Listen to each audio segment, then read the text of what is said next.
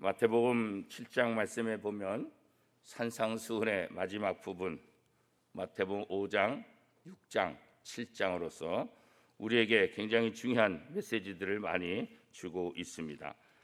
특별히 첫 부분에 보면 우리에게 비판하지 말라, 또 좁은 문으로 들어가라, 또 우리가 맺는 그 열매를 통해서 우리가 누군지를 알게 될 것이다. 특별히 세 가지의 중요한 말씀들을 선포하고 있습니다. 우리가 마태복음 5장, 6장, 7장 산에 올라가서 제자들에게 가르치신 말씀 산상수훈이다 이렇게 말씀하고 있는데, 결국 우리가 이 땅의 삶을 살면서 좋은 열매를 맺어야 된다. 우리가 어떠한 열매를 맺느냐에 따라서 우리가 누구인지를 결정하게 된다 이렇게 말씀하고 있는 것입니다. 세상 사람들도 우리가 그리스도인이다 이런 것을 어떻게 알 수 있을까? 그것은 우리의 열매, 우리의 행동을 통해서 알 수가 있다.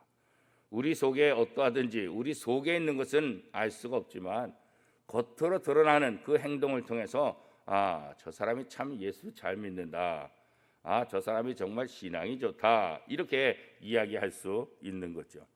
그래서 우리는 우리의 인격과 우리의 신앙과 우리의 훈련과 우리의 모든 것들을 총동원해서 결국은 드러내야 되는데, 하나님과 하나님의 나라를 드러내야 되는데 무엇을 통해서 드러내냐? 우리의 행동을 통해서. 선한 행동, 이 선한 행동이 선한 영향력을 준다 그렇게 말하고 있잖아요. 우리의 말이 영향력을 주는 것이 아니라, 우리의 지식이 영향력을 주는 것이 아니라 우리의 선한 행동이 선한 영향력을 준다. 특별히 복음을 전하는데, 전도하는 데 있어서는 바로 이 부분이 굉장히 중요하죠. 혼자 사는 데는 혼자 똑똑하고 혼자 가지고 있는 지식 가지고 혼자 재밌게 살 수 있을지는 모르죠. 그러나 다른 사람과 함께 살 때, 또 다른 사람과 함께 살 때도 그저 내 유익을 위해서 산다고 한다면 어떻게 삶을 살든 어떤 열매를 맺든 상관이 없을 수 있겠죠.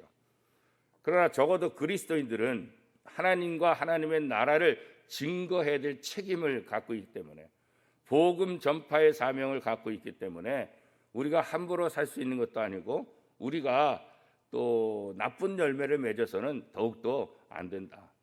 좋은 나무가 되어서 좋은 열매를 맺어야 된다 이렇게 말씀하고 있습니다.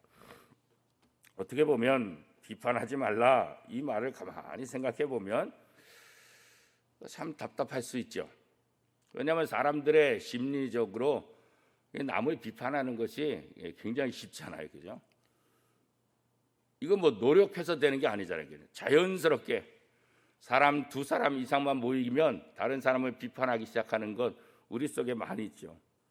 왜냐하면 사람들이 또 완벽하지 않으니까, 또 사람들이 부족한 것들이 많고 또 지은 죄들이 있으니까 비판할 수 있다.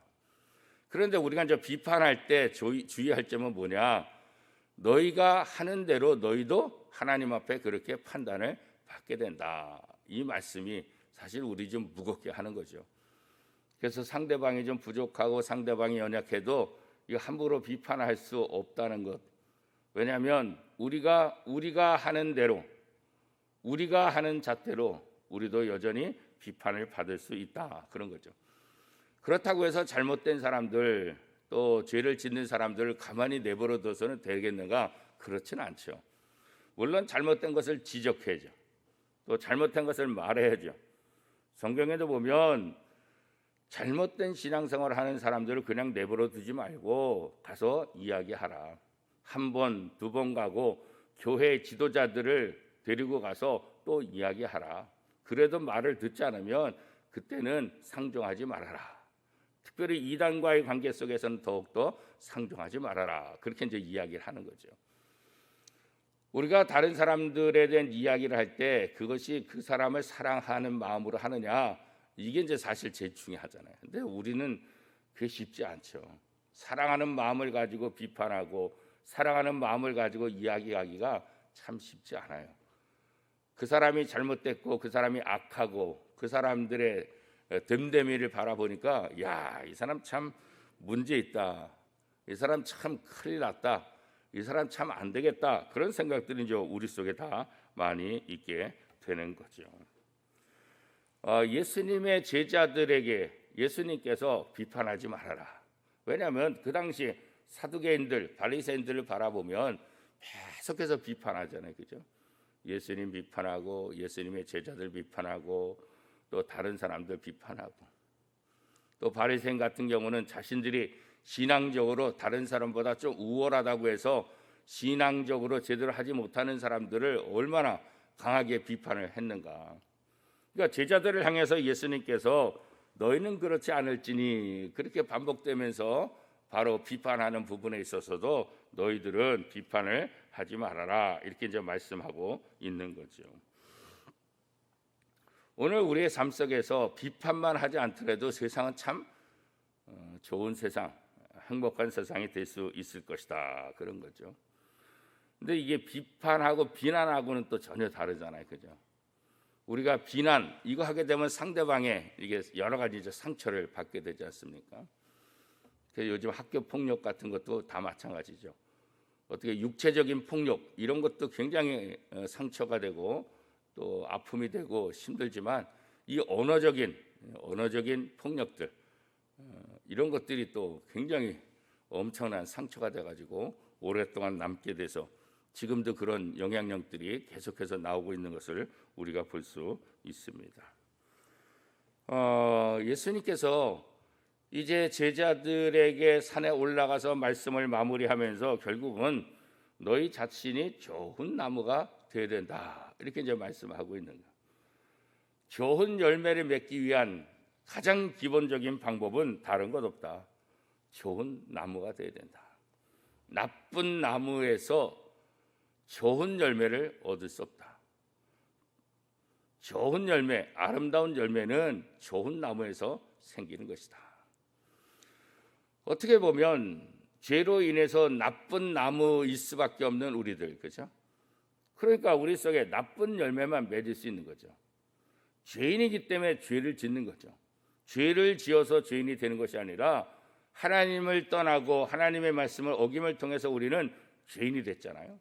그렇기 때문에 우리가 하는 모든 행동, 우리의 열매는 어떻게 해요? 죄의 열매를 맺는 것이다.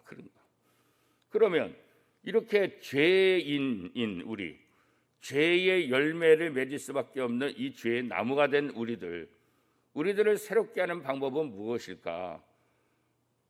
이 죄인 된 우리들을 좋은 나무로 바꾸는 방법이 뭘까? 다른 것 없죠. 어렸을 때 초등학교 다닐 때 제 기억에 실과라는 과목이 있는 것 같아요. 그래서 그 과목에 보면 어떤 것이 있냐면 여러 가지죠. 다양한 공부가 있는데 그 중에 하나가 젖붙이기 그런 것도 있는 거예요. 젖붙이기. 그러니까 좋은 나무, 그 다음에 안 좋은 나무를 젖붙이는 거죠. 그래서 좋은 나무로 만들어 버리는 거죠. 그러니까 나 자신이 좋지 않은 그런 나무였는데 좋은 나무하고 젖붙이게 되면 거기서 어떻게 해요? 좋은 나무로 변화돼서 좋은 열매를 맺는다. 그래서 농사 짓는 사람들 또 과수원하는 분들 이런 분들에게 있어서 좋은 열매를 맺기 위해서 하는 것 중에 하나가 젖붙이는 거다. 그런 거죠. 바로 예수님 하나님께서 우리에게 주신 선물 좋은 나무 예수 그리스도. 우리는 못된 나무고 죄의 나무고 악한 열매를 맺고 죄의 열매를 맺을 수밖에 없는 우리들인데 하나님께서 예수님을 우리에게 보내주시고 그 예수님을 통해서 우리가 젖붙임을 받게 되는 거죠. 예수를 영접한다는 것 자체가 예수로 젖붙임을 받는 거다. 이렇게 성경은 얘기하고 있는 거예요. 그래서 누구든지 그리스도 안에 있으면 새로운 피조물이라 이렇게 말하고 있는 거예요. 예수를 믿게 되면 우리의 원래 종자, 우리의 원래 악한 열매를 맺고 죄의 열매를 맺는 우리의 못된 종자가 새롭게 개종되는 거죠. 이 좋은 예수 그리스도라는 좋은 나무로 젖붙임을 받아서 새로운 품종으로 죄인의 나무에서 이제는 그리스도의 나무로 못된 나무에서 좋은 나무로 새롭게 변화가 되는 거예요. 그런데 젖붙임은 한순간에 젖붙이는 순간에 그렇게 변화되냐? 그렇지 않잖아요. 그죠? 기다려야 되는 거죠. 우리가 신앙생활하면서 여러 가지 훈련들을 통해서 하나님의 말씀을 붙잡고 고민하고 하나님의 말씀을 붙잡고 살아가고, 또 때로는 그것 때문에 시련을 당하고, 때로는 그것 때문에 아픔을 겪고, 때로는 그것 때문에 눈물을 흘리고, 때로는 그것 때문에 잠 못 자고, 때로는 그것 때문에 금식하고 철야기도 하는 그런 과정 속에서 우리의 신앙이 점점 든든해지고, 또 그런 삶을 통해서 우리의 모습도 나도 모르게 조금씩 변화되는 거죠. 우리가 온전한 길에 있으면, 온전한 방법으로 살아간다고 한다면 당연히 변화될 수밖에 없는 거죠. 우리의 자녀들, 또 여러분의 손주들 커가는 거 보세요. 내 모습은 그대로 같은데 아이들의 모습은 쑥쑥 자라는 모습. 언제 이렇게 자랐는지. 얼마 전에 제 가지고 있는 컴퓨터에서 옛날 동영상을 본 거예요. 그러니까 군대 가 있는 정우가 초등학교 때 뭐 하여튼 자기 뭐 다시는 이렇게 안 하겠다고 다짐하는 그런 동영상이 딱 떴어요. 그러니까 초등학교 어린 아이니까 귀여워 보이는데 언제 이렇게 커서 지금 군대가 있잖아요. 내 모습은 그대로 같은데 아이들을 바라보면 쑥쑥 커가는. 그래서 손주들 바라보시는 우리 할머니 할아버지도 다 똑같잖아요, 그죠? 내 자식이 커가는 것도 물론 알지만 손주들은 또 손주들을 매일 보시는 분들은 매일 자라는지 이게 잘 또 못 볼 수 있죠. 왜? 매일 보니까 이게 자라는지 잘 몰라. 그런데 멀리 떨어져 있거나 다른 쪽에 있어서 뭐 명절 때 한 번 보고 생신신 때 한 번 보고 이러면 어떻게 해요? 볼 때마다 쑥쑥 커가는 거 보잖아요, 그죠? 제대로 서 있으면, 제대로 먹고 제대로 살면 어떻게 해요? 당연히 자랄 수밖에 없는 거예요. 오늘 신앙생활도 마찬가지죠. 우리도 마찬가지예요. 우리가 하나님의 말씀을 먹고 제대로 된 신앙생활을 하게 되면 영적으로 어떻게 해요? 당연히 성숙해질 수밖에 없는 거죠. 그건 당연한 거예요. 그래서 예수로 접붙임을 받고 그 말씀을 붙잡고 하루하루 삶을 살다 보면 어느새 나도 모르게 변화된 모습. 그래서 주변 사람들로부터 야, 뭔가 변했어. 야, 너 뭔가 좋은 일 있나 봐. 야, 너 보니까 전혀 이전 사람하고는 다른 것 같아. 이런 소리를 듣게 되는 게 뭐예요? 바로 예수 그리스도를 통해서 우리 안에 변화가 일어나기 때문에 그런 거죠. 그래서 예수 믿으면 사람이 착해진다, 이렇게 말이 나오는 게 바로 그런 거죠. 옛날 초기에 기독교, 우리 한국 기독교에 보면 그렇게 그냥 술에 취하고 술 고주망태고 그랬던 사람이 어느 날 술도 안 먹고 깨끗해지고, 맨날 자기 부인 자기 자식들 맨날 두들겨 패던 그 못된 아저씨도 어느 날 보니까 얌전해지고. 왜 그랬을까? 이렇게 보면 교회 다니더니 사람이 변해서. 옛날에 이런 소리 참 많이 했잖아요, 그죠? 그래서 사람들의 인식 속에 교회 가면 착해진다, 이게 이제 들어온 거잖아요. 교회 가면 착해진다, 교회 가면 사람 된다. 그러니까는 부모들도 야, 나는 안 나가도 너는 교회 가라. 또 남편들도 자기는 교회 안 나가지만 부인한테는 교회 가라. 왜? 교회 가면 착해지니까. 그러니까는 교회 가면 아내가 착해져 가지고 자기한테 도움이 될 것 같으니까 신앙생활을 위해서가 아니라 교회 가라 그런 거죠. 근데 요즘은 어때요? 교회 가라 그래요? 야, 교회 가지 마라. 세상이 이렇게 변했어요. 그것은 적어도 70년대 80년대까지는 교회 다니면 착한 사람, 교회 다니면 그래도 괜찮은 사람, 그렇게 사람들에게 인식을 줬는데 지금에 와서는 야, 교회 다니는 사람들이 더 악하더라, 교회 다니는 사람들 더 믿지 말아라. 왜 이렇게 됐을까? 우리가 잘못된 열매를 맺고 있어서 그런 거 아닐까, 그렇잖아요. 우리가 정말 좋은 열매를 맺고 아름다운 열매를 맺는다고 한다면 왜 이런 현상이 일어나겠어요?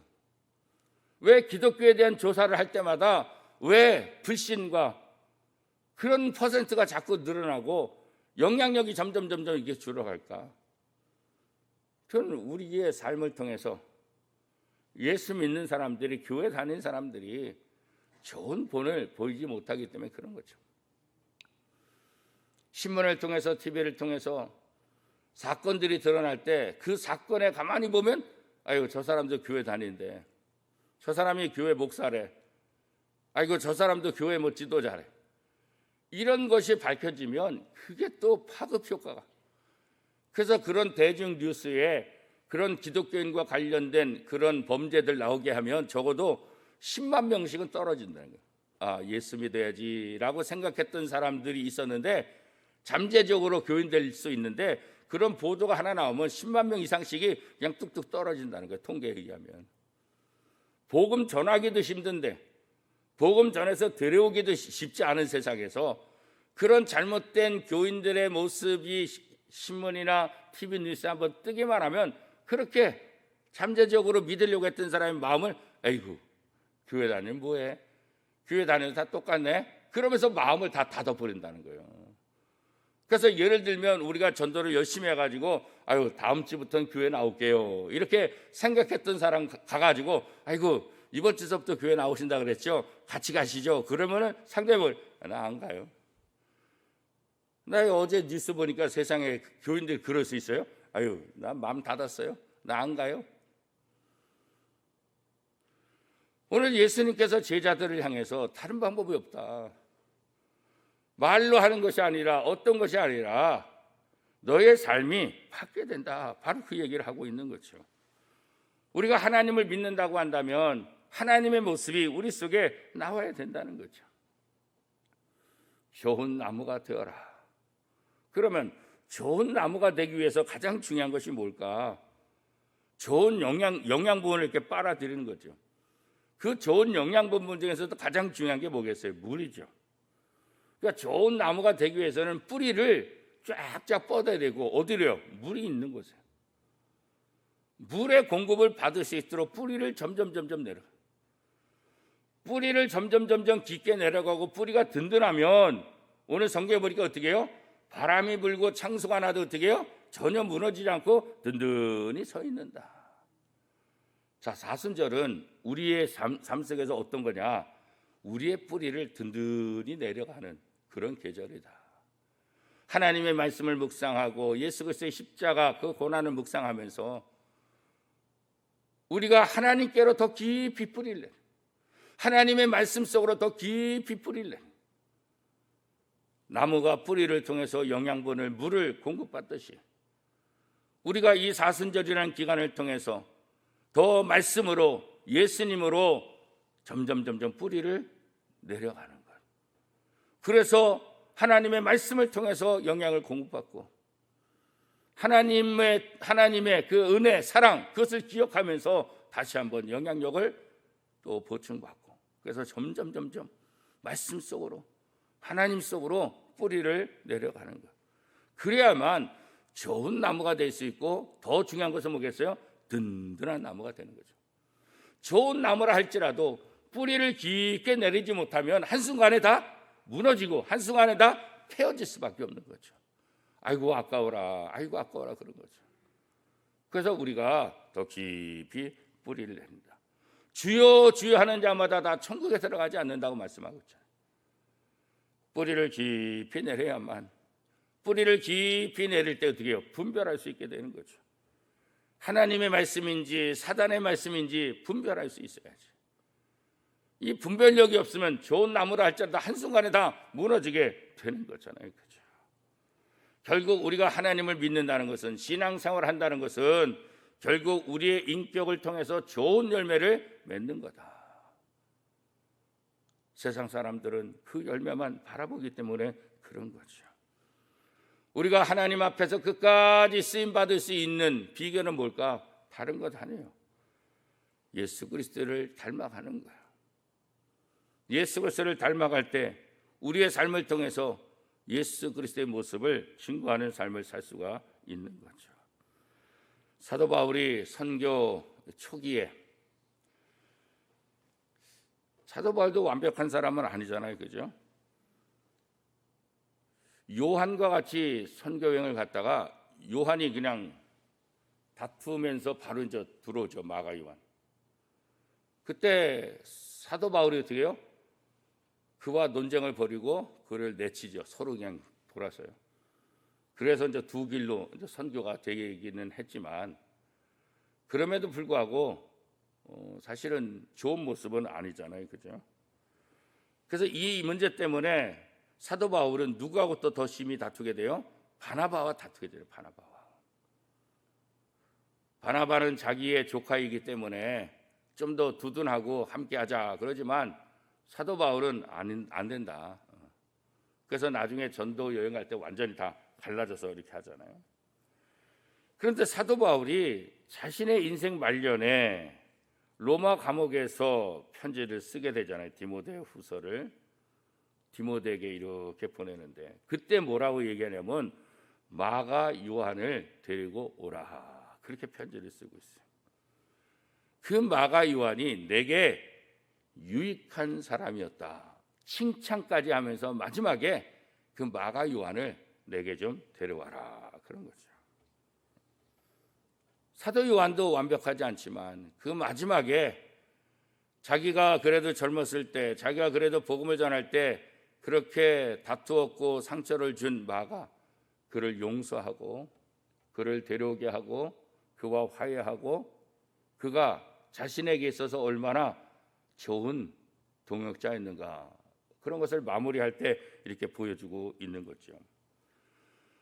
우리에게 있어서 정말 중요한 진보적인 모습, 변화되는 그 모습은 뭐냐? 우리 사역에 있어서 변화되는 것 이것도 중요하지만 더 중요한 변화는 뭘까요? 바로 사랑에 있어서 변하죠. 사도 바울이 이 선교 사역에서는 누가 사도 바울을 따라가겠어요, 그죠? 그러나 사도 바울을 통해서 하나님의 사랑을 통해서 사역이 진보되는 그 모습보다도 하나님의 사랑이 진보되는 그 모습을 통해서 과거에 실수했던 마가 요한을 용서해주고 그가 내게 참 좋은 동역자였더라 그렇게 칭찬해주는 그런 모습들, 그죠?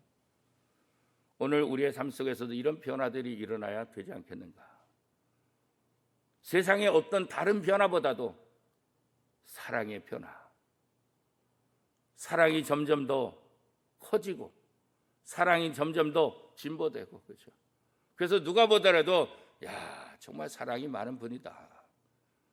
아 정말 저분 보면 우리가 감당할 수 없다 그런 거죠. 우리 자신을 깨트려 버리고 하나님의 말씀을 통해서 우리를 온전히 세워 나가는 것. 그래서 하나님의 말씀의 뿌리를 든든히 세워서 우리가 점점 견고해지는 것. 누가 와서 나를 깨트린다 할지라도 하나님의 말씀을 깨트릴 수 없다는 것.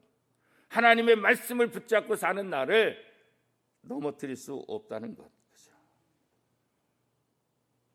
사랑하는 워메동교회 성도 여러분, 이번 사순절을 통해서 우리가 하나님의 말씀 앞에 또 깊이 뿌리를 내리고 든든히 서가는 좋은 나무가 되어서 우리의 성숙한 삶을 통해서 아름다운 열매들이 나오고 인격의 성숙뿐만 아니라 하나님을 사랑하는 그 사랑의 그 부분에 있어서 놀라운 진보가 일어나서 우리를 통해서 하나님을 만나고 우리를 통해서 하나님을 알아가는 사람들이 많아질 수 있기를 축복합니다.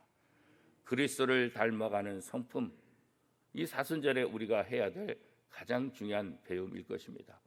여러분의 삶의 자리에서, 여러분의 직장에서 예수 그리스도를 닮은 성품을 통해서 이 역할을 잘 감당하고 이번 사순절을 통해서 하나님 앞에 또 온전히 쓰임받는 저와 여러분의 삶이 될 수 있기를 축복합니다.